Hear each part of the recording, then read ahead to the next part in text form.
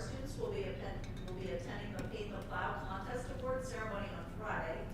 10th grade students interested in attending the Northern Tier Career Center next year will have an opportunity to tour the facility on December 9th. This is all I have for you tonight. Happy holidays.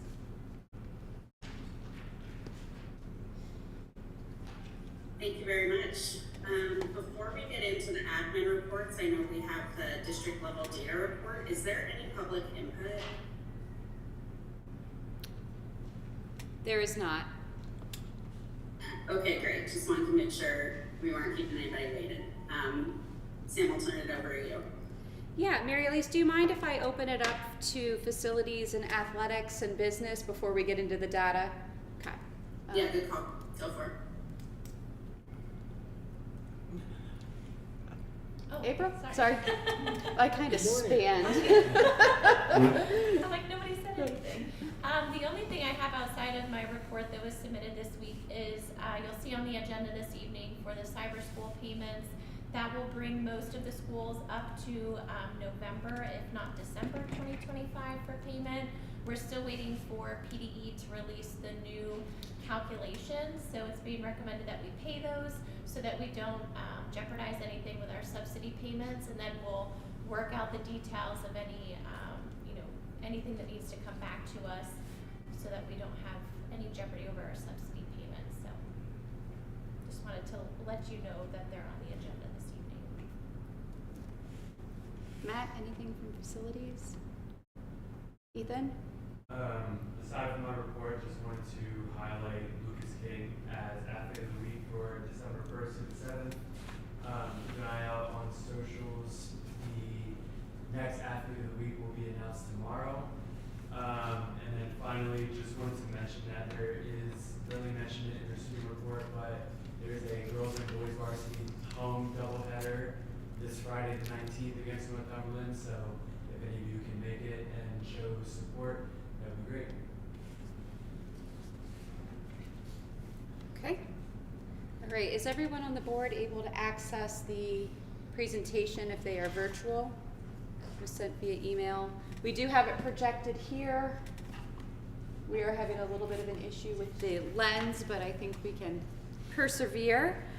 So the administrative team this evening has prepared an overview of our 24-25 data, primarily focused on PSSA and Keystone for this presentation. This is, again, one snapshot in time.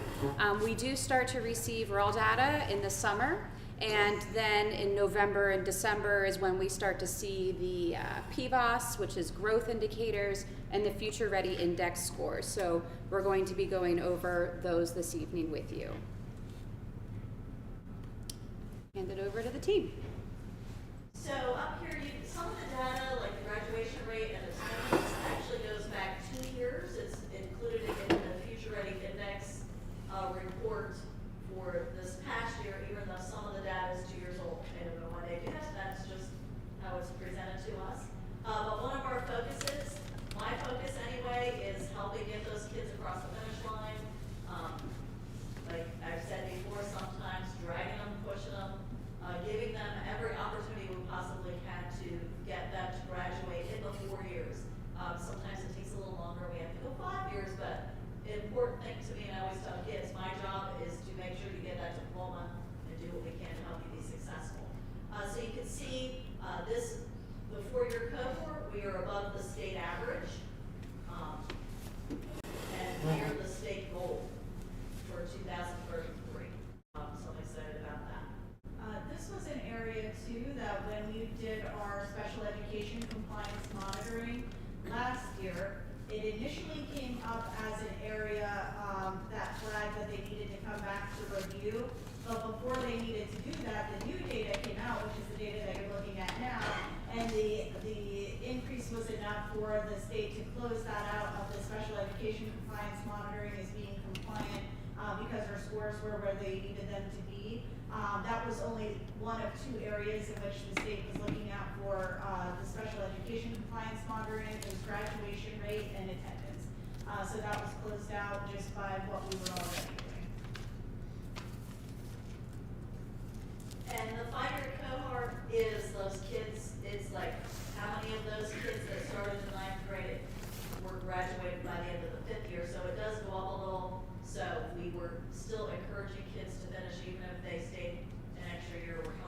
at some point. We don't really hold them back at the high school level, but they just have to earn credit, so it might take them 5 years as opposed to 4 years, and again, we are above the state average.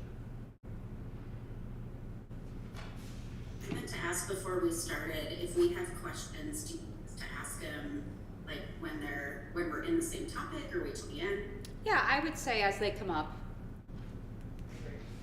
I don't have any, just wanted to check in, make sure we knew how we should participate. As far as attendance at the elementary school level, our attendance continues to improve. Our rate of students not chronically absent is actually above the statewide average, and we are approaching the performance standard as well. To date, the elementary school only has 1 student that is in the chronically absent category, so we've made progress. That's huge. This What's looks like this is a big improvement from last year. Is that what we're looking at with the wavy lines? Yes. So again, remember, it's 2 years ago for attendance. The question was asked, what is chronically absent? That is if a student they're habitually absent if they have 6 unexcused days. Unexcused, but not, so they could be absent 50 days, but as long as it was only 6 unexcused. There were some changes with that this year. And how is it? So previously it was if you had 6 unexcused absences, you were permitted 10 excused absences, and once you got above, I'm trying to remember what it was, because we changed it. It was 18. It was 15. It was then- 10%. 10%. It was 10% of the school year. Yep. But we had things put in place where if they were past their 10 excused absences, anything after that was unexcused. We got some information, so like a kid who has a lot of doctor's appointments, those are okay. But if they had a lot of doctor's appointments, so they had 10 days of absence and then were sick, that became an unexcused absence. So PIM's collection of this information, we realized this year has changed, so we've changed what we're doing. It's like, so the doctor appointments don't count. It's parent excused up to 10. And then we start reaching out and holding attendance conferences for the chronically. Yes, so it goes by unexcused absences. Thank you, Lynn.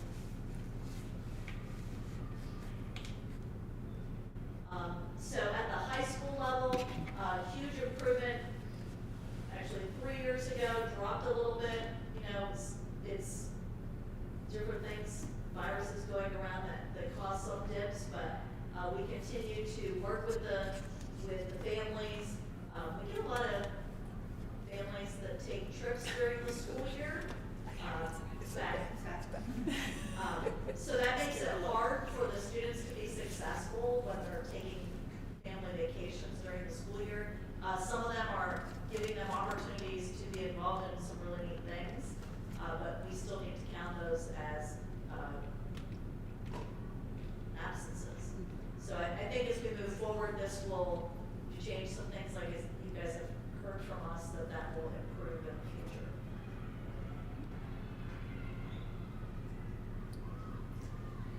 As far as career standard benchmarks at the elementary level, we've reached 100% of the career standards benchmark, which is above the statewide average.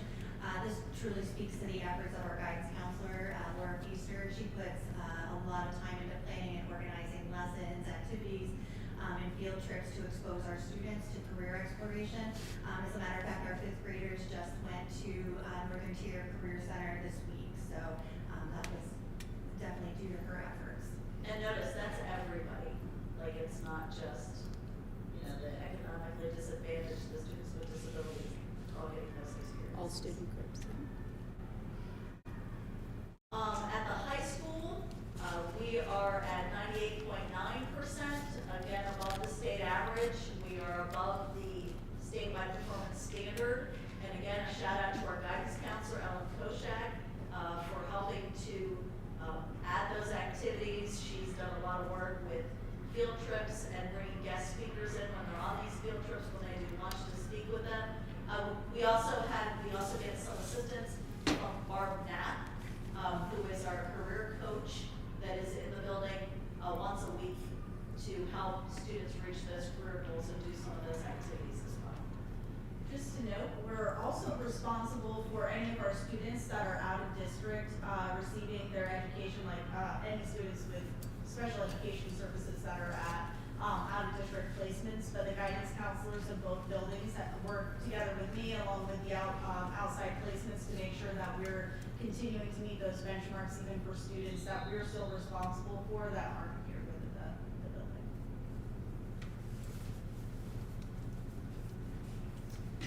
So in regard to ELA at the elementary school, our percent proficient or advanced increased by 3% from the previous year, and we are continuing to approach the statewide average there.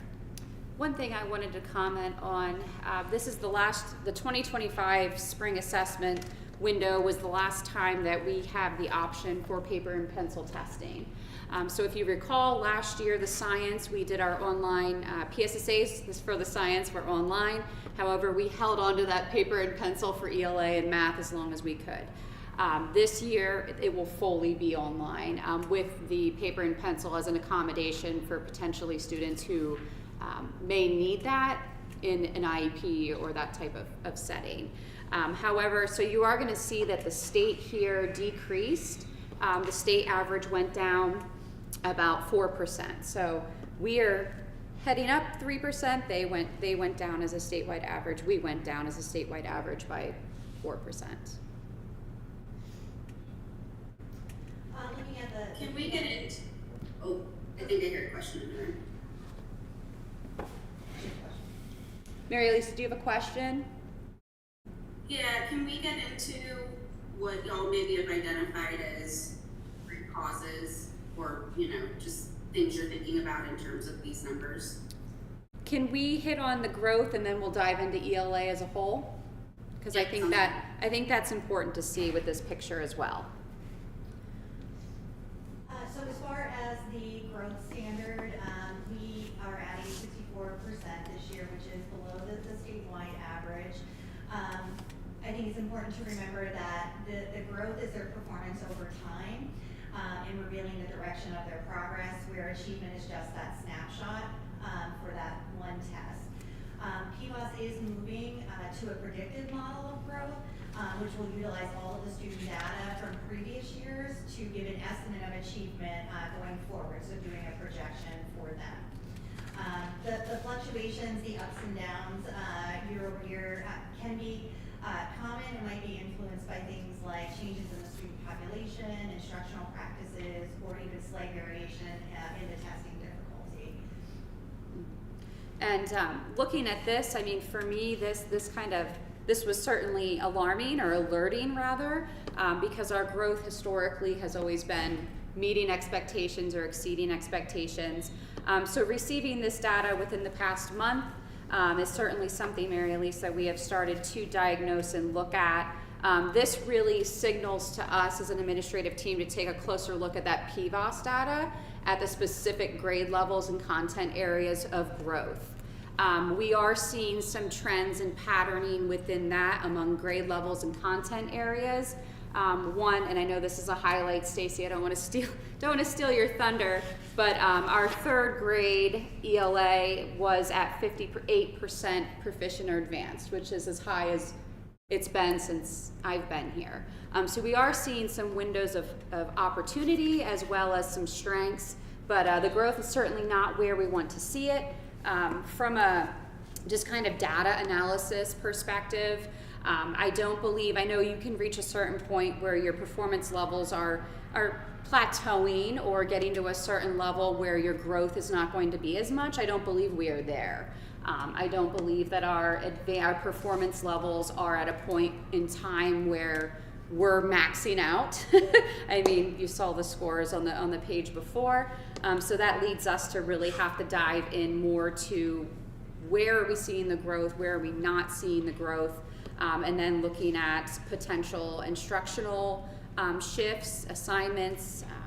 Stace, I don't want to speak and hijack your. You're fine.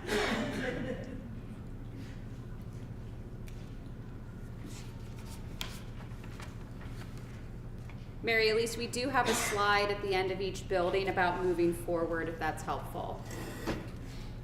Yeah, that is helpful. It sounds like you're not looking at this as like there's some big fix that needs to be made across the board. You're digging into specific grade levels and expecting to see some information there to act on.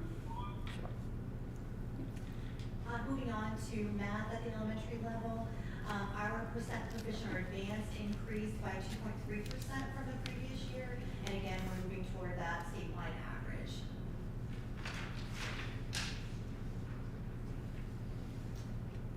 Again, and this is similar to the ELA results, we need to look more closely at those grade levels. In third grade, again, performed very well, so hopefully that's a projection of where we're headed with improving things for them.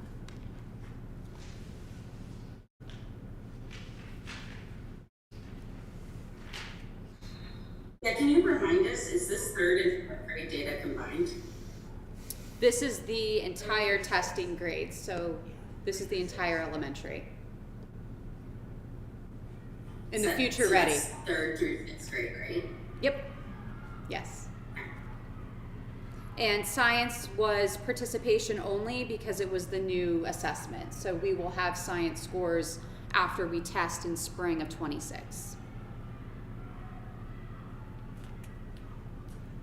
Our building level scores, again, this was concerning to see. We had increased last year by 6.2, but we took a little bit of a dip this year to that 62.4. So again, those are some areas that we're going to be looking more closely at. The building level scores, that's a formula by PDE. It contains several weighted indicators such as academic performance on PSSA and Keystone, academic growth. So my suspicion is our growth has significantly decreased based on the future ready indicators and PVOS.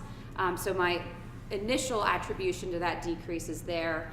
Graduation rate as well as attendance and career readiness are included in that, along with a challenge multiplier. That is a mystery that the PDE includes in that formula, but just to provide a reminder on what indicators are calculated in that. We're going to take a closer look at these by grade level now.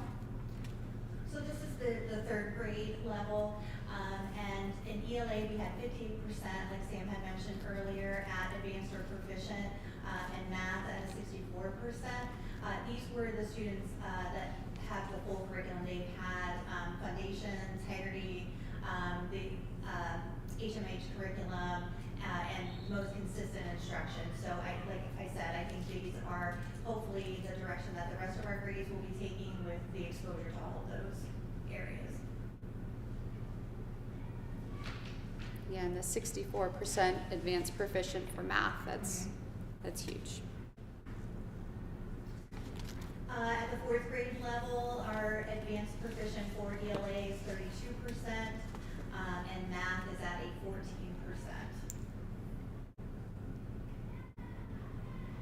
Those students in ELA have not had the new curriculum and foundations all the way through. Correct. Third is the first year. That's all of that. And can you speak to math? And then would we be seeing that impact on the third graders, but not the fourth graders? The curriculum change. The fourth grade class has had the math all the way through. So there we start looking at things like, are we diagnosing math needs of students correctly? Are we providing that intervention appropriately? For me, this signals a tier 1 issue when you're seeing this level of proficiency in advanced in a grade level. So these are things that the team, we are taking a closer look at, including the growth data to see if we can identify patterns and trends within the classrooms.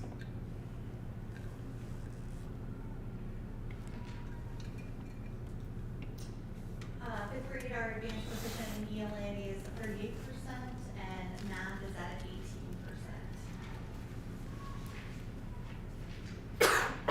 18%.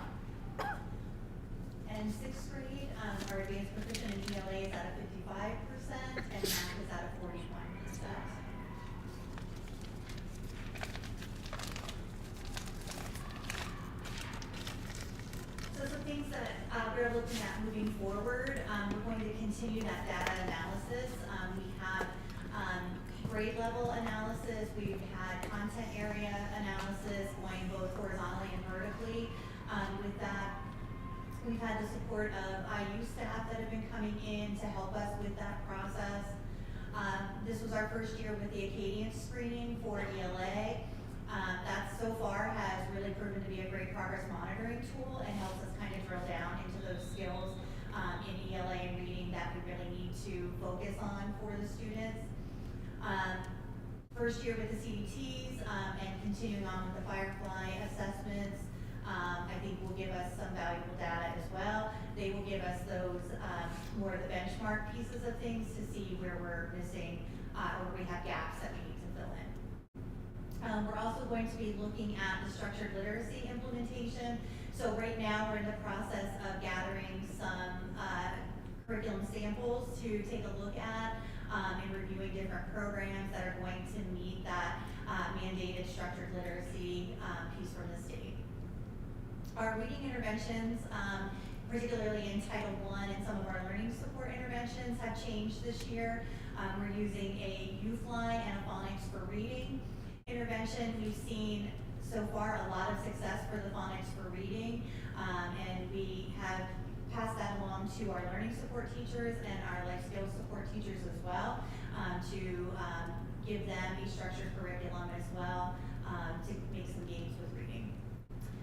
We're also looking at some math series exploration. There's some updates to the Reveal curriculum that we are getting some samples on that we want to take a look at. We're going to look at some others as well to see if we find something that would better address those gaps that we're seeing.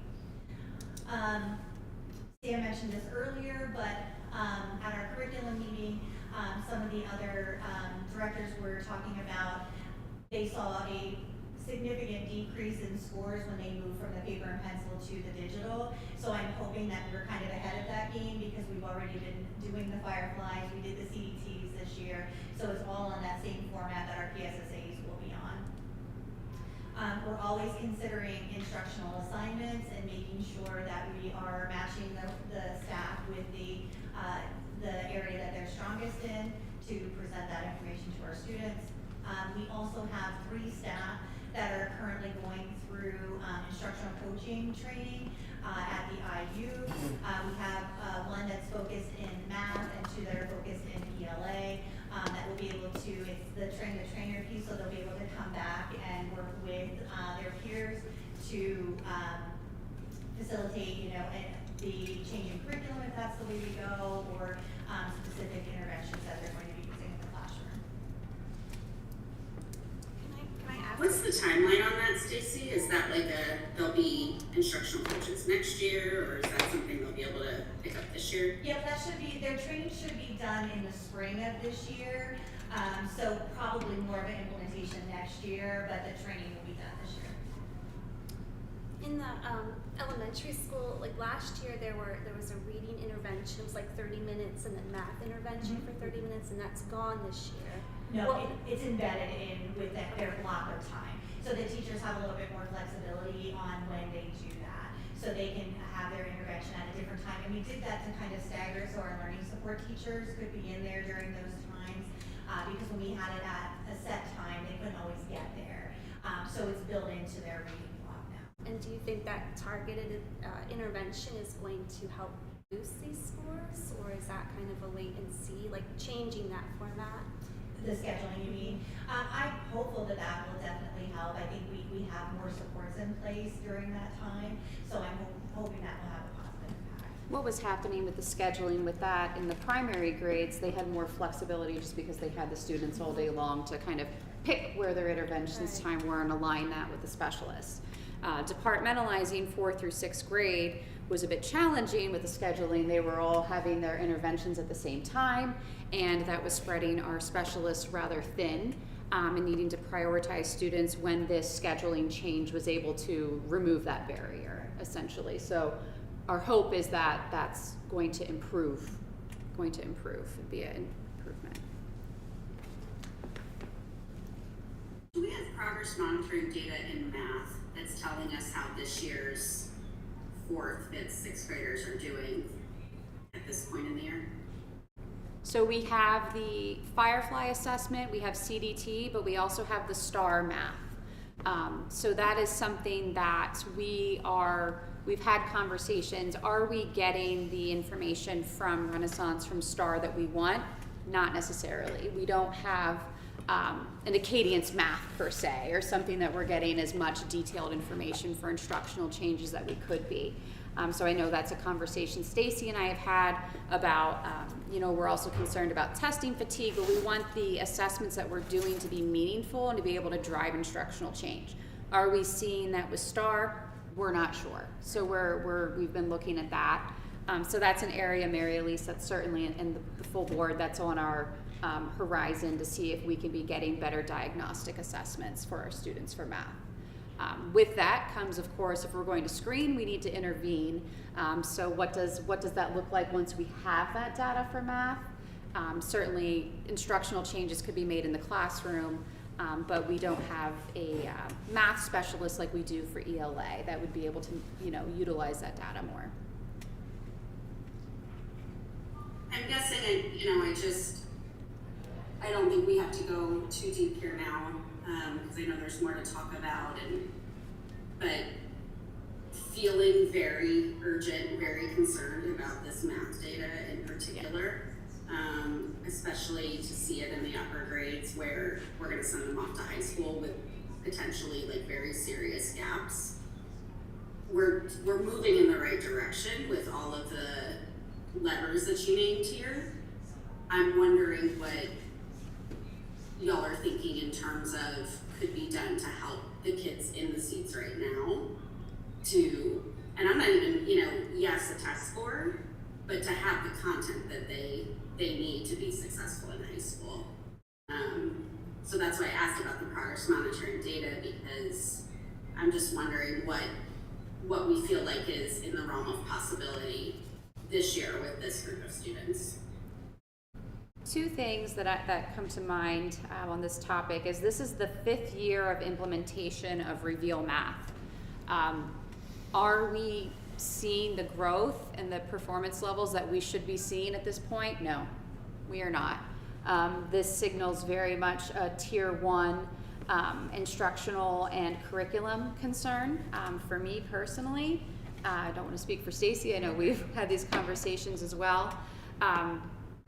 I do know that the curriculum work that we've been doing has not been a primary focus. It hasn't been consistently a primary focus in the past year. We're doing the work, but we're not putting as much into that as possible that we could be. So that's an area for improvement that those instructional coaches can be working with. Also, maybe we need to just shift programs, look at piloting other mathematics programs and instructional practices. I know we had the IU in quite a bit last year to do some observations and to do some coaching, and that was valuable, but we need to continue with those efforts. And yeah, it's definitely a tier one concern at this point.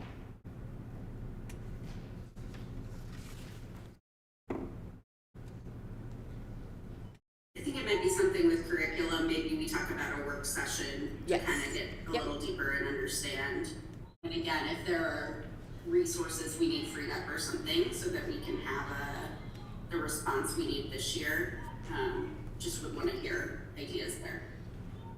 Absolutely.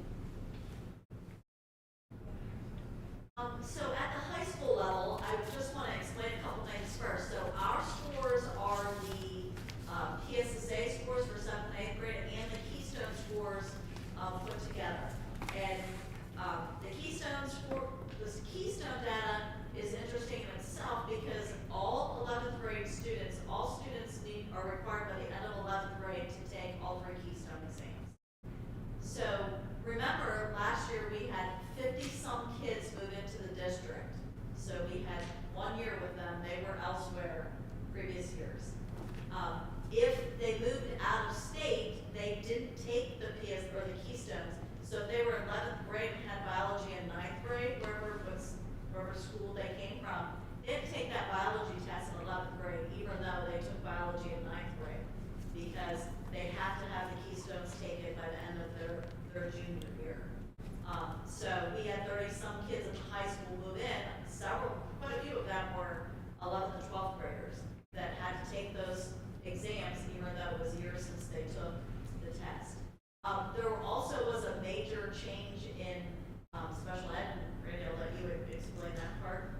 Also, along with the numbers that Lynn was just talking about with students that moved in, a number of those 11th and 12th graders were also students with IEPs. So we have some students with disabilities that may not have, it may have been several years since they took the trigger course, and then they had to take the assessment too. So they had that other barrier there of having some type of disability. So I've mentioned before in some of our meetings, some of the changes with the Pennsylvania alternate state assessment. For a very long time, the expectation was that we could only test 1% of our tested population of students with the alternate state assessment. But recently, they've really tightened that up a little bit. We've historically always been over the 1% threshold. In order to be eligible to take the passive assessment, the state has given us criteria. They always have, but they've really kind of tightened up what that looks like. One, they have to be students that have significant cognitive impairments, and they have to be taking alternate curriculum, and they need significant accommodations to be successful. So most recently, like in the past, we have had some students that had more significant disabilities that were able to take the passive assessment, even though it put us over the 1% threshold. Every year I'm required to submit something to the state to justify why we're over that 1%. But again, they've really cracked down on like, hey, if you are consistently over this 1%, we are going to come in and like, Randy, why are we over this 1%? And they've, this past year was the first year that they were actually denying the things that I would submit. Like I used to be able to be like, this kid is going to take the passive because the IEP team feels like it's the most appropriate assessment. They can now be rejected and kicked back, and they won't let me register a student if they don't meet the criteria that's very specific on that assessment. So we have some students that have intellectual disabilities that participate fully in the regular classroom. They are not eligible to take the alternate state assessment. We have some students that have significant disabilities. They participate in the life skills classroom, but their disability type doesn't meet the criteria to take the alternate state assessment. So last year we had more students that were taking the PSSAs or the Keystone exams in both buildings than we have had in the past. We were still over the 1% threshold, but we had more students that were taking the typical assessments. So that means at the high school level that you might have a student that never even took biology or algebra that were required to take Keystone exams in a course that they didn't take. For example, we might have a student that participates at SERV or at another outside placement that they weren't even here, but they didn't meet the criteria for the alternate state assessment, and I can no longer go in and say, this is the reason why this assessment makes the most sense for this student. They can be rejected in the system, and they're required to take the Keystone exam by that 11th grade year. That also shows up, there's a measure that the state looks at to make sure we have enough students and enough students with disabilities that are participating in state assessments. So even if somebody were to be like, well, maybe there's a way to exempt them from all assessments, then we get dinged in another part of the monitoring because we need to have, they look specifically to make sure enough students are taking the assessment. So this is something that in the special education side of things, there's been a lot of discussion about why we're having some students take an assessment that we don't think is giving us the most accurate and most useful information about their learning. But that's not something that we as a district are able to change at this point. I've had conversations with Carol Clancy at the state level about that, to be like, this you know, the individualized education plan is designed to be individualized for that student, but then we have state assessments that they don't allow us to, one, provide the same level of accommodations, or two, even the assessment that their team feels like is most appropriate. So within that number of students that we had move in, we had some students with disabilities that had to take an assessment for a course that they had taken several years before, or perhaps not taken at all, because they were required to take the assessment.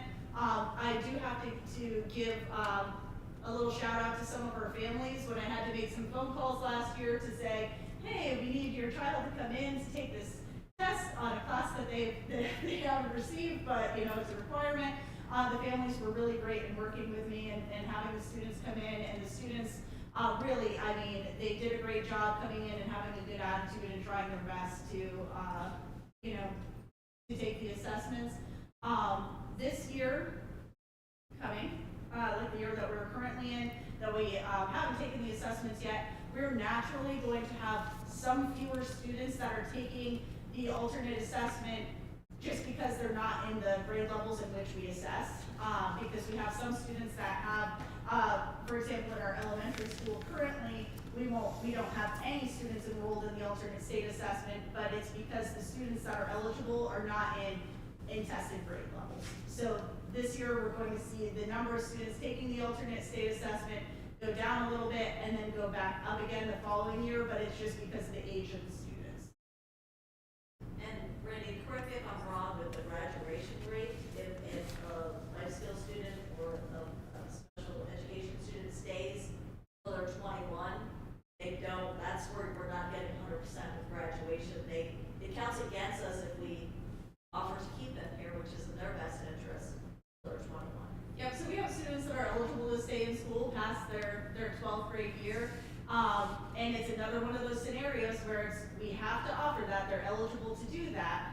For some students, it's in their best interest to do that. It does count against our graduation rate. And again, if we don't offer that, then we get flagged in a different way to be like, hey, why aren't any of your students taking advantage of this staying in school until they're 21? So there's a lot of areas that that fall, you know, in this kind of, you know, either way you look at it can be an issue. But we work really hard as a team to try to do what's in the best interest of the students, because that's, I mean, ultimately their success and their learning is what's most important. But you will see that reflected in some of the So are we in a position this year where we're going to have students again taking assessments that in our best judgment are inappropriate? Yes, we won't be catching up. Like we did all the students that needed it by the 11th grade year with the change because they hadn't been taking it. If that makes sense. So we're not going to have as many. Yes, we are still going to have some students, elementary and high school, that will be taking the regular state assessments because the state of Pennsylvania said that that's the test that they need to take, but we won't have as many students because we were able to get a number of the students last year that just fell in those age, like in the age bands that needed to. And have we adjusted our reports and communications with families given, you know, what we had to go through last year? Can you say that question again? I kind of cut off there for a second. Yeah, sorry. Have we adjusted our supports and our communication with families given that, you know, it's not as much of a surprise this year? Yes, so this is a conversation that comes up every year at their annual IEP meetings. Some of those conversations didn't, like, the students moved in, so we didn't have them for their IEP meeting prior to that. So for some of the students, it was like, hey, you're new to us, and we just found out that your kid hasn't taken any of these assessments that they need to take. Surprise! But for some other students that were in a more unique situation, we don't have any other students right now that's going to fall in that same like the parents aren't aware that that's something that's going to happen. Like every student that we have right now, unless somebody moves in, they're aware their child's taking the alternate state assessment or the typical, you know, assessment. We shouldn't have any more surprise phone calls this year unless somebody moves in. Got all of that out of the way last year. So if you look at the ELA data that's presented on the screen, you can see the statewide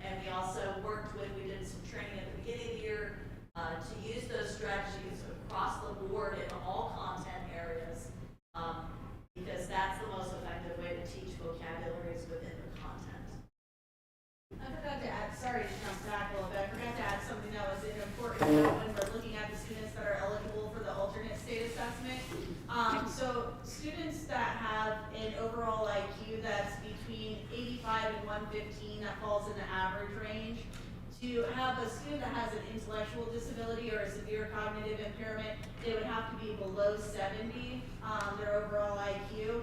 So some of our students, they might have an overall IQ and adaptive scores that are like say 72 or 73. So they're like borderline in that intellectual disability category range, but they might have a specific learning disability or some other type of disability. I used to be able to say for those students, the alternate state assessment made the most sense. Like these are students that are very close to meeting the criteria of having an intellectual disability. Now they're no longer eligible. So even though they're closer to the intellectually disabled range than they are the average range, they're not eligible to take the assessment.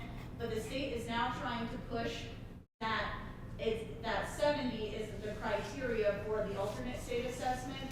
They're making up some other number like 54 or something, saying that a student would have to have the intellectual ability that would be below 54, even though 70 is the cutoff for an intellectual disability. They're trying to be like, no, they have to be like, have a really, really significant disability before they're eligible. I'm holding off on saying like that's what we're doing as a district until the state tells me this is the number is 54, it has to be below 54, because I don't think it's, fair for our students that have these significant needs to, force them to take an assessment that's not appropriate for them. It could come down that way, and they might say to me, like, no, this is what the criteria is, but I'm not moving forward with a decision like that or recommending that to anyone unless the state gives clear criteria, clear direction that that's what we have to do, because I don't think it's in the best interest of the kids. But it's totally possible I could come back next year, or at least or the year after, or at some point in the future and be like, this is what the new criteria says. But based on the way it's written right now, the students that are eligible are taking the assessment based off of that 70. We also have been having discussions as an administrative team about looking at that 6th through 8th grade band as having it be more cohesive with curriculum and instruction. So that's something that as we start to explore new potential reading series or math series, that we are looking at having that go all the way through to 8th grade. So those are conversations we can certainly explore further in our curriculum meetings, but just something worth mentioning that we are looking at that as well. Great, thank you. Next, we have our performance levels in math. Again, this is a combination of 7th and 8th grade PSSAs and Keystones. So again, we had those students that moved in from out of state and and we actually had some students who were absent from school in wherever they came from. That moved in, hadn't been in school for months, and then came in as some of those move-ins. So the little bit of drop that you see, I think, is related partly to that. The teachers are working hard. They've added a lot of multiple choice questions and Keystone or PSSA questions into their everyday classroom assessments and their warm-ups every day, because the kids, the types of questions are getting harder. And so the kids are used to those types of questions. So they've been implementing those. All of them they did last year, and some of them the year before. But they're continuing to do that. And the growth, our math growth, math and algebra, so PSSA math and the Keystone Algebra is at a 79. So they are showing growth, even though the achievement wasn't there. I mean, that's the statewide average of 74.9. So we are meeting and exceeding the statewide growth standard. That was blue, I think, last year, green this year, but we're showing improvements across the board. So we might have been lacking when we got to algebra. It was a big jump, but now we're improving and maintaining the growth. And it's different kids, so Yeah, definitely nice to see some green. So glad that the growth Yes, there. that's what we're is used to exceeding seeing in the average. growth, for sure. I did present the data just so you can see, you know, what historically where we've been. We did have last year some big improvements, so then some of them dropped back a little bit. But I'm not gonna read them to you, you can look at them, they're there for you. We're still, for ELA 7th grade, our percentage of professional advanced is 40%, in math is 22. But you can look back, that 22, besides last year, was consistent. We want to be consistent when we're at those numbers, we want to improve. And did the same thing with 8th grade. Our 8th grade ELA percent proficient advanced is 31, and for math is 29. And again, that's an improvement all the way, but it's not good enough. We need to do that. And the keystones, typically that's taken in 10th grade. This is where I was looking at some of those below basic kids, and they end up being those students that we talked about that were either 2 years away from taking the class that had to take it because they moved out, or were learning support kids. They were in for all of those areas in the below basic. And you know, we're a small school, so 5 kids change your percentage. 10th grade ELA looks like a bright spot in terms of growth in terms of the number of students proficient. Like we can see a larger number in the below basic, but maybe that's the population you're talking about, Lynn. Correct. What's you know, any thoughts there on what's behind the bright spot? Just, you know, emphasizing, and we, you know, last year we started having the IU come and helping work, reading the data. There's still some frustrating things with that when we go to have these data meetings and analyze data, we've had technology issues. But hopefully those are improving. For me, as an administrator, I get frustrated because I don't feel I get to spend enough time working with my teachers on, like, we'll have data meetings with the IU there, but 9 times out of 10, we're pulled, as administrators, we're pulled out of the room because of a student issue. So I would like to be continuously part of that conversation and not have to step out, but have to do it. That makes sense. Is that to take care of your I'm sorry, is that to take care of behavior issues? typically behavior issues? Yeah, it could be any number of things though, Mary Lee. Yeah. Like sometimes it's a behavioral issue, or sometimes maybe there was like a child line report that needs like an administrator attention, or maybe there's, you know, a student that is, you know, not necessarily behaviors of concern, but they're in a mental health crisis and the guidance counselor is already with another student, or there's like a number of things that just come up throughout the day that need an administrator's attention, and you can't always plan for those things, so you plan to be working on data and then some other things come up that, you know, that need attention. Thanks, Randy. So I wanted to include this. This I thought was some important information, the percent of rigorous courses of study. So this includes our AP classes, the number of dual enrollment classes that we offer to all levels of students, and also our CTE industry certifications that our students are getting. And you can look, we're offering our students, you know, rigorous courses compared to the statewide average, and they're participating in them.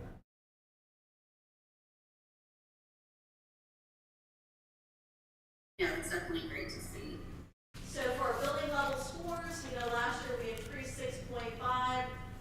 We did decrease some, but not to the level where we were the year before. So even though we decreased, I'm glad that we didn't drop below where we were before. Again, not good enough. We need to keep working.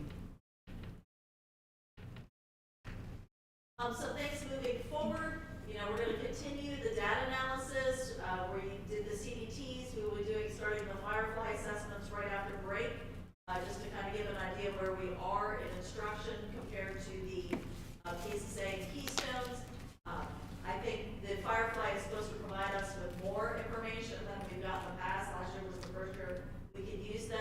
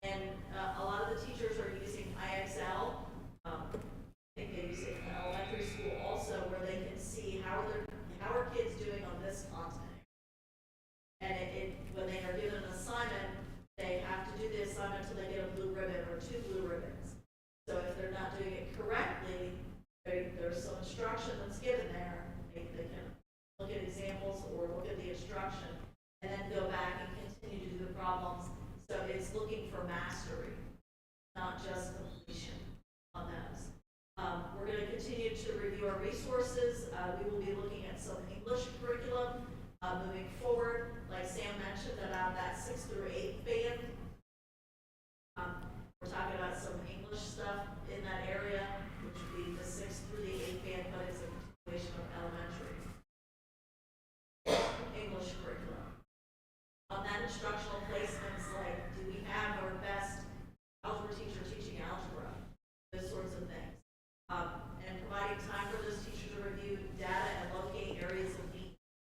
That is the area that I would like to be more involved in, but just with things that happen during the day, those are the times that I get pulled out of those. And I would like to improve our use of Linkit CDT data. Again, those are some areas that we've had some technical issues, and I think by now we've had Linkit. This is our 3rd year. Still sometimes run into issues. I hope we can improve that. Sure. So, go ahead, Mary Elise. Well, I was just going to say, similar to my question about elementary school, do we feel like we have progress monitoring data that's telling us how we're doing this year and whether students are whether we're headed for improvement or not? I think we could do better with that. Some of the curriculum that we have does offer some progress monitoring parts to it, but from talking to different districts, they're not pleased with what they're seeing from that. We have not invested in that part. But I think when we focus on the 6th through 8th band, there will be some resources that we can use for progress monitoring. They can use the IXL to see how they're doing in the specific content areas, which is helpful. Yeah, do you have any more thoughts about Algebra 1? I know you said a couple of things there, but that number is pretty concerning. Algebra 1. Actually, when you look at the data for math across the board, like, we've got a few high spots, but we need to. We made some adjustments. Last year was fantastic. I shouldn't say fantastic, but you can look 59%. Same instructor, same curriculum, and this year was 32.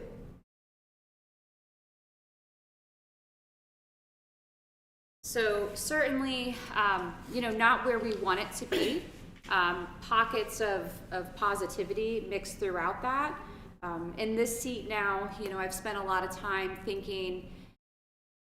putting emphasis rather on strategically analyzing and assessing our district systems. So that's a new lens that I'm looking at this through to enhance student outcomes. I've already been able to identify some that we can certainly improve on. And our conversations with the team, we are focusing more on data discussions and that across the board to really leverage those multiple data sources that we do have. I think a big emphasis on continuing the alignment of our curriculum and instruction needs to happen. I feel that we made a lot of progress with some of the interventions last year in regard to ELA in the elementary. Which obviously is natural for me to speak to because I was in that position last year. So I certainly don't intend to be taking over Stacy's thunder there with the elementary scores. But I think we really need to take a deeper dive into universal instruction. We still have some effects of COVID. I didn't even want to bring that up tonight because I feel like it's been enough time now that I don't want to be attributing things to COVID, but we certainly do still have that learning loss in certain grade levels and bands. Can I add to that? Some of it is the grit and the perseverance for those kids, because I think the kids that were super, like, in the early grade levels during COVID are now in that 6th through 8th band or 5th, 6th, and 7th band, where they, when they were learning how to learn, they weren't with the teacher. They were at home, and if you did it, you did it. If you didn't, okay. So that learned behavior is difficult. I know my teachers, that 7th, 8th grade group of kids, they're like, there's a large group of them that are like, I don't want to do it.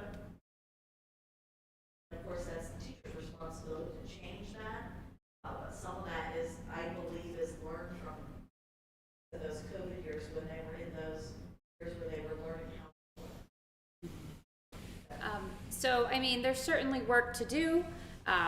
I think a lot, I've been saying this to the team, you know, these are kids, not cars. There's no factory setting that we can go in and just change, and we're going to have different outputs. However, there are certainly things that we can be looking at and always improving on. This is one snapshot. It's an important snapshot. This is what the state expects our students to be able to do. We have consistently discussed as a team that we have high expectations for ourselves, for our students, for our teachers, and we're going to continue to have high expectations. We just need to do some more work with how we can provide supports to get our students there. I do know that this can just kind of be grim and ominous talking about our scores when they look like this, but I'm in the halls. Our administrators are in the hallways. We're in the classrooms. Good things are happening here. We have a lot of students and staff who are doing amazing things every day. And a lot of these things you cannot measure and show in a Future Ready Index report to the board and to the community. So I certainly, although this is important and I understand the weight of it and the significance, and I'm a data person, I get it, I love to dive into these things. I think that there's work to be done in the curriculum committees and with the team and within our grade level teams, but I certainly don't want this to sound so wah. We are doing great things. And I am proud of our district and proud of our students and proud of our teachers. And I know that we will continue to make improvements and get our students hopefully where we want them to be. Yeah, thank you. I think just a couple follow-up asks. One, it would be interesting to see data compared to other schools in the IU. Just like how are we regionally, how are we doing regionally? Who are the bright spots in our IU that we could be learning from and partnering with? I think would be very interesting. So that's something that if it's possible to pull, would like to see that as a follow-up. I think just one more thought I'm having is, when we just have this one data point that we can talk about one time in the year at this level, it does put a lot of emphasis on it. And so would love to get into a rhythm of looking at some of that data that's coming in more regularly to understand if we're making progress and to see, to paint a picture with different data points and not just this one. I completely agree, Mary Elise. I think there would be value in taking a look at multiple data sources. And this is a big one. We certainly use it to make instructional changes, but this is not the measure that our teachers are using day in and day out to make adjustments to their instruction. So that's certainly something that our team can prepare and we can work out what that looks like moving forward. That is all we have in regards to just the district level data reports from the administrative team this evening. And certainly, if the board, if additional questions pop up, feel free to reach out and we can provide more context and more information. This information is public on the Future Ready Index online. Simply type in Future Ready Index. There's also a link from the district's webpage that you can go to and search by building. So there are data points and other items there that are not necessarily included in this presentation this evening, but we do encourage families and students and teachers and staff and everyone to hop on there and take a look at things closer. Great, thank you. Were there any other questions before we moved on?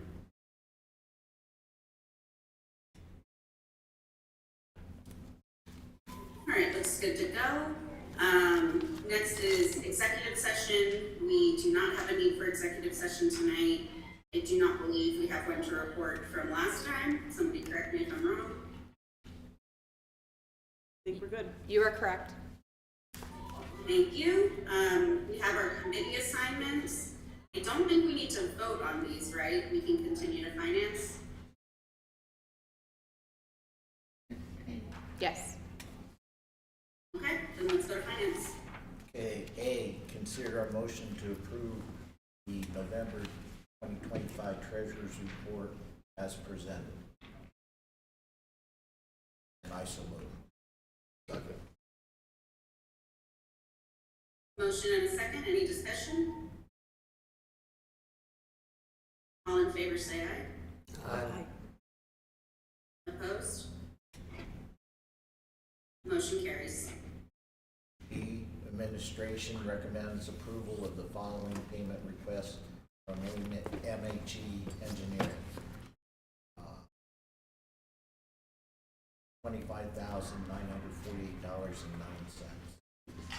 $25,948.09. Is this, I know I've asked before, how many more payments do we have to them? So, MHE, these are to get caught up on services through October 31st, meaning there have been items that they have to review from the different contractors in order to close them out. When I spoke with MHE last week, it appears we have one outstanding contractor invoice that they're waiting for the submittals. It's from 11B, which was the electric, can't believe that was utilized. So until 11B is closed out, we'll continue to receive the MHE invoices. So this will get us caught up through October, which is their most recent billing. When do they feel that they're? I reached out to them because actually this is also part of just the regular audit that we're going through to try to attribute the services correctly back through June 30. They know what they're looking for. The 11B has not yet submitted, so I've put some pressure on MHE to say, can you please try to wrap this up and let's close the door and move forward. So more to come, hopefully, not too far into the 2026 It just feels year. like it's dragging on a little, I agree. little Yes. longer than necessary. Yes. I Yeah, realize. this may be a dumb question, but are we allowed to call it done and take care of the contractor ourselves? No, it's not advised to do that because MHE, we've established them to make sure that they have oversight and make sure all the T's are crossed, the I's are dotted, and if we just went ahead and paid 11B, we could be liable for things that we wouldn't know how to catch, so to speak. So they're really like that check mark to make sure that the district is serviced correctly. Got it, thank you.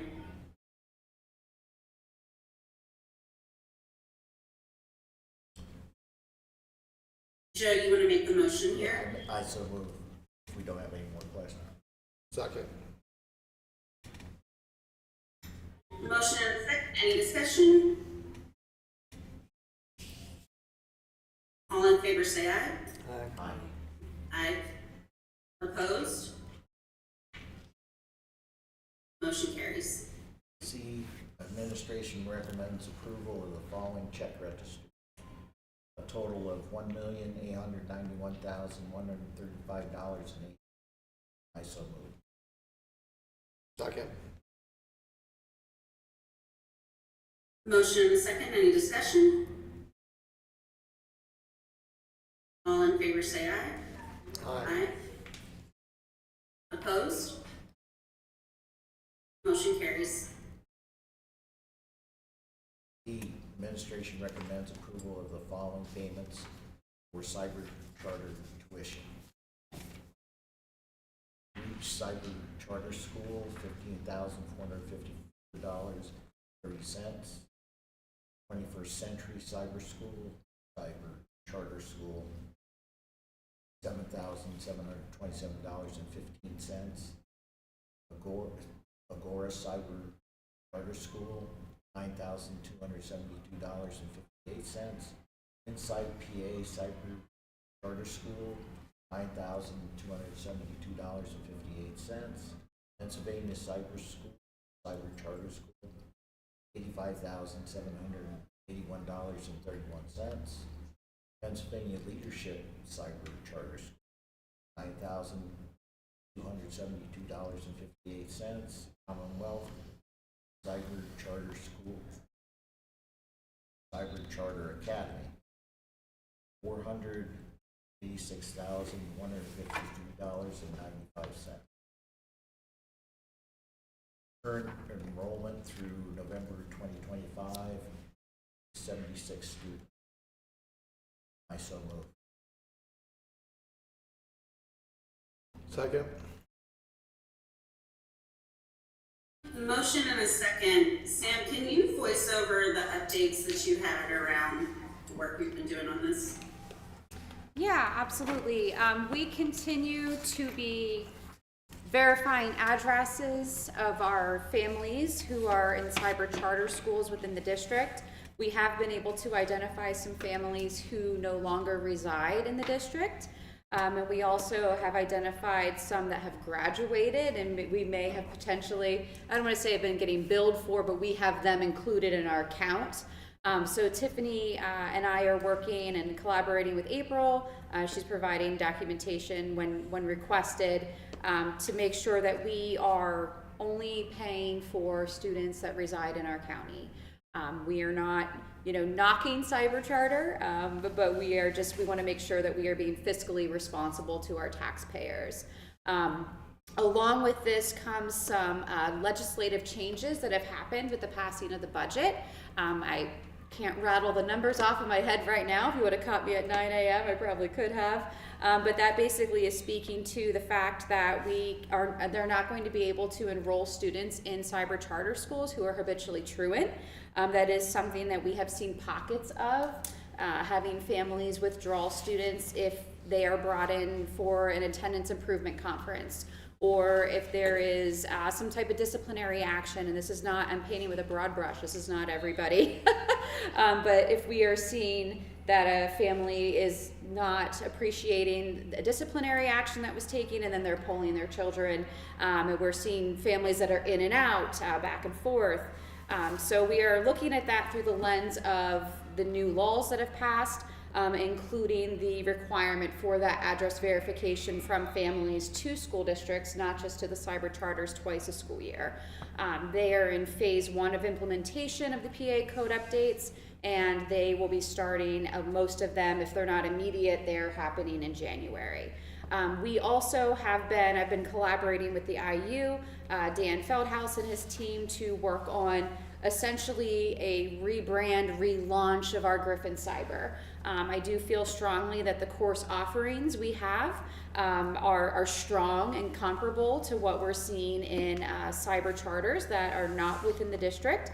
We also have one of the few districts within our region that have teachers, primarily at the high school level, that are our own teachers teaching our cyber courses. So we certainly want our families and community to know the strengths that we have in our own programming, and really make sure families are making an educated decision when they are looking at their placement for their child. Thank you. Any further discussion or questions?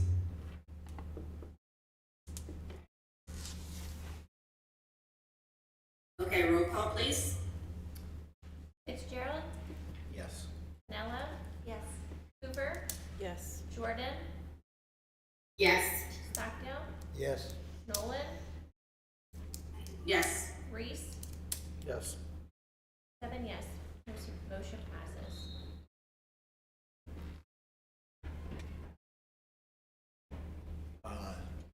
I like to combine E through J, but I also like to read them before we vote on them.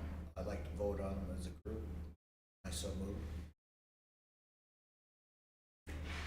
Cassie, that's fine, right? Oh, sorry, I muted. Yes, that's fine to combine them. Thank you. Okay. E, administration makes the recommendation to accept a donation of $1,500 to the Sullivan County High School Ski Club for the Sullivan County Rec Association. F, administration makes a recommendation to accept a donation of $1,000 to the Sullivan County Ski Club from the Pennsylvania Bowhunters Association.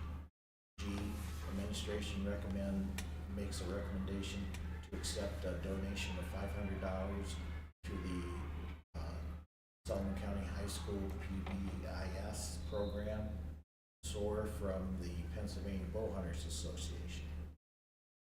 H, administration makes a recommendation to accept a donation of $250 to the Sullivan County High School class of 2028 from the Pennsylvania Bowhunters Association. I, administration makes a recommendation to accept a donation of $250 to the Sullivan County High School FBLA from the Pennsylvania Bowhunters Association. J, administration makes a recommendation to accept a donation of $100 to the Sullivan County High School National Honor Society from the Pennsylvania Bowhunters Association. I so move. Second. Joe, can you go back and read E? I don't think I heard E. I thought I read it. Started off with it. But my order was different than your order. Is your first one the 250,000 towards athletics edition for Williams Group of Companies? No, 4,500. I must have something different. Yeah, it really is something different. This is the hard copy of the same. Okay. Yeah, as long as that- we get the Williams one in is there, that- that's the one I didn't hear. Yeah. I think that was a late Yep. add. Yep. Okay, that's why. E, administration makes a recommendation to accept a donation of $2,500 towards the athletic edition from Williams Group of Companies Homegrown Giving Program. And I so move. Second. Thanks, Joe. Any discussion? That was E, that was E through what? Yeah, it would have been E through K. K. J. K. Thanks, and kangaroo, yes.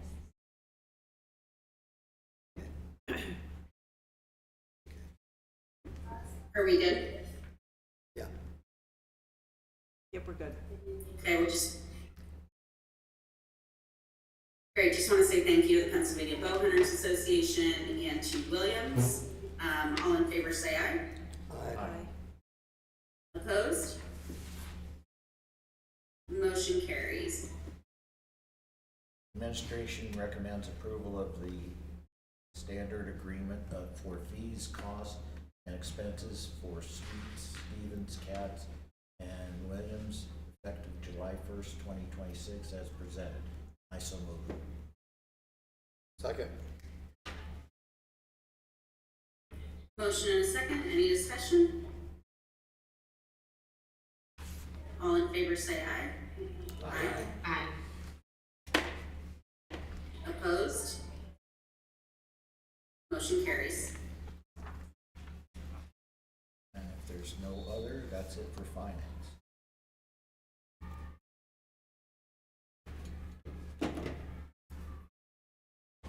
Moving on to athletics. Jess, will you read that for us? Administration makes a recommendation for approval of the class of 2026 winter ball proposal as outlined below. February 7th at the Eaglesmere Country Club, and I so move. Second. Motion and a second. Any discussion? Just the buzzer. All in favor say aye. Aye. Aye. Opposed? Motion carries. And that's it, unless there's anything else. Thanks. We can go to buildings and grounds. Buildings and grounds, A, information, use of school facilities requests have been received from the following district activities. Elementary school for Michaela's Voice on October 28th. This obviously already happened, from 10 a.m. to 12:30 p.m. in the high school auditorium for Michaela's Voices. High school boys soccer on November 5th, 2025 from 5:30 to 8 p.m. in the high school cafeteria for a awards banquet. High school boys and girls soccer from November 24th, 2025 through March 9th, 2026 from 7:30 p.m. to 9 p.m. in the elementary school gym for open gyms to be coordinated by the athletic director for availability. Elementary school band and chorus, December 8th, 2025, in the high school auditorium from 10 a.m. to 3 p.m. The winter concert rehearsal. The Sullivan County Junior High girls basketball on December 9th, 2025, from 6 p.m. to 9 p.m. in the high school cafeteria for the junior high girls basketball banquet. Elementary school music department on December 15th, 2025, from 8:45 a.m. to 3:15 p.m. at the high school auditorium for the winter assembly rehearsal. High school NHS on January 26, 2026, in the high school multipurpose room from 9 a.m. to 2 p.m. for the American Red Cross blood drive. High school guidance department on January 29th, 2026, from 10:30 p.m. to 3 p.m. the high school auditorium for a PFEW presentation to the 10th and 11th grade students.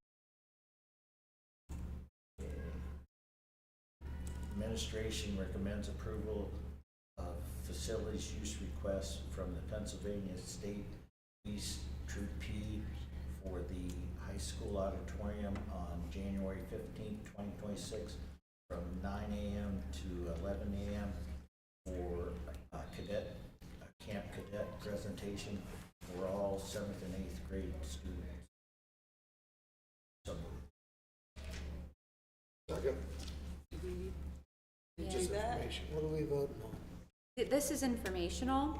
Those items are all informational, and there does appear to be a bit of a discrepancy versus what's being read and what the written I agenda. think you have a version that was prior to the final version that was published.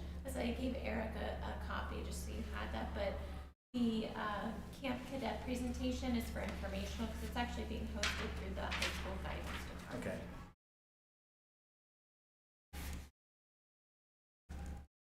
How come we didn't have it through this, or am I on the wrong thing? I think you're just on a version prior to the published version.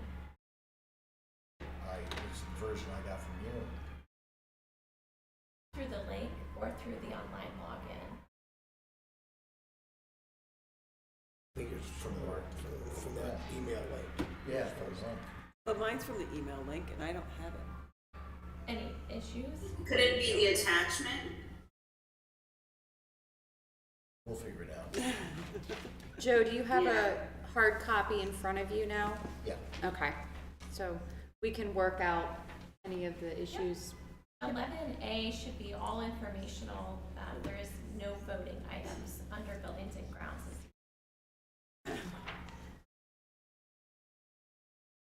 And we'll move on to other. We had a Buildings and Grounds Committee meeting on November 25th, 2025. We talked with the maintenance director about equipment needs in the future. Well, what they mainly need is a dump trailer so they can move equipment and other stuff around the district and for repair, to take things for repair and stuff like that. And we'll have to budget for it and stuff like that. And we talked about the biomass, and our maintenance director feels that he's getting things under control there. Different little improvements and stuff. Talked about facilities and grounds improvement. Superintendent would like to see the dugouts and stuff painted. talked about putting the bleachers in the ground by the soccer field. And we also talked about putting the digital sign out as you come into the school. We've talked about this before. And then we talked about the condition of the district. Main instructor that doors are going to have to start being changed in the school. And what we'll have to do is do them in sections, one section at a time. Otherwise, it's kind of costly if we did it all at once. The doors have been here quite a while.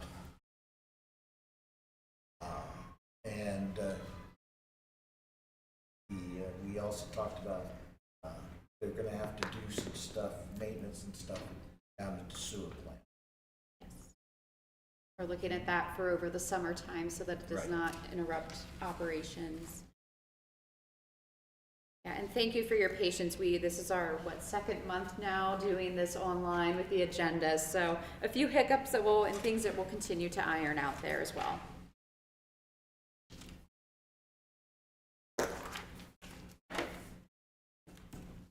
All right, curriculum and student activities, there's no voting items tonight.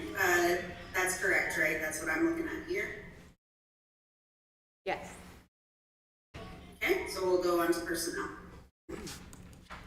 A, administration recommends approval with regret of a letter of resignation from Emma Byler, effective after her last day of work on January 19th, 2026, and I so move.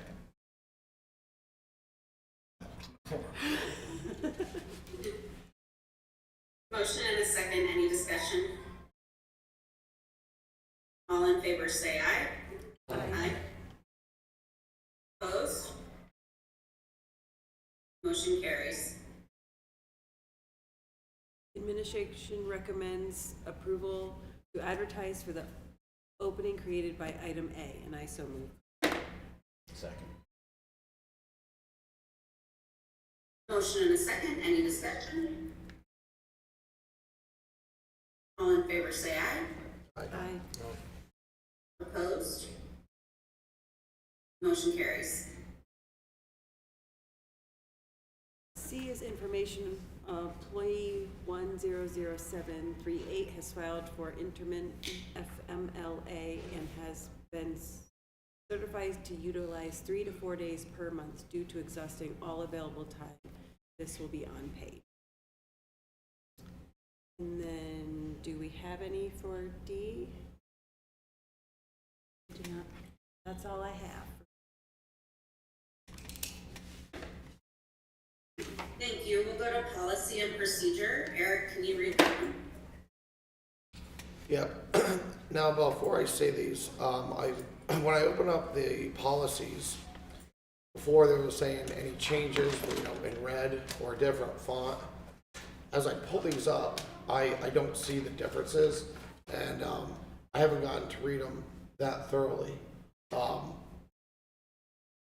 So I don't know if you want me to table these, or is everybody okay with moving forward? That's because these are second read, correct? Yeah, these are So second They're read. not highlighted because they were highlighted at Okay. first read. Okay. All right. Yeah, Eric, that's a good question. I think we talked about these last month, and so I personally feel okay with it. But if anyone objects, certainly say so. All right. A, second reading and adoption of policy 005, organization, policy 102, academic standards, policy 105, curriculum. I get a second. All right. Second. We have a motion and a second. Any discussion? All in favor say aye. Aye. Opposed? Motion carries. E, is there anything else? There is not. All right, thank you. It looks like we don't have anything for transportation. So that moves us on to board reports. Shelley, anything this evening? No, I have nothing, thank you. Mr. Fitzgerald? I'd just like to thank everybody for their contributions to the different organizations. That's it. Thank you, Mr. Reese. No, not at this time. Thanks. Ms. Huber? Besides thanking everybody for their donations, that's it. Mr. Sutton? No report. Ms. Pinella? I just wanted to say thank you to Ms. Kaler and the administrators and their staff for the Cardiff meetings.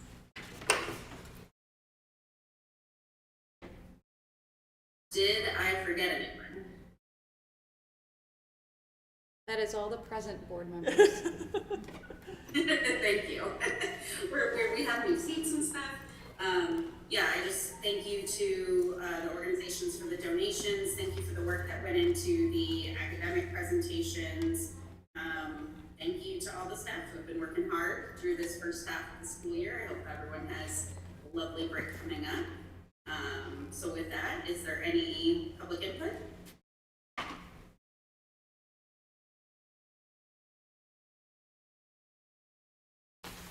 There is not. All right, then I'll go ahead and entertain a motion to adjourn. I make a motion. Second? Motion and a second. All in favor, say aye. Aye. Opposed? Motion carries. We're adjourned. Thank you, everyone.